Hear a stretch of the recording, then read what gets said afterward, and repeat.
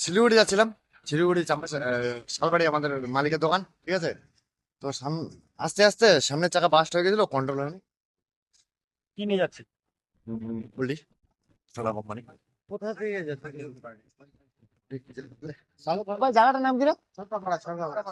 ওইটা যেখান থেকে লোড করছি, যেখান থেকে লোড করছি কার্জিপাড়া না, health centre, Rangnamali health centre. Salugara Salbari যাচ্ছিল। আপনি বুঝছেন? হালকা হঠাৎ কিভাবে হলো? টায়ার বাস্ট হয়। ইলেকট্রিক পোলে এখন টায়ার বাস্ট হয়ে গেছে, আনকন্ট্রোল হয়েছে। মানে গাড়ি ঘোড়ার ব্যাপার, এখন কিভাবে বলবো বলো।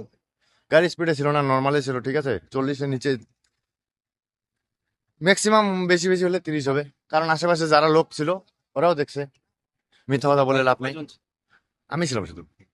মানে ড্রাইভার কি নাম তোমার? কে ছিল? প্রীতম রয়, প্রীতম রয়।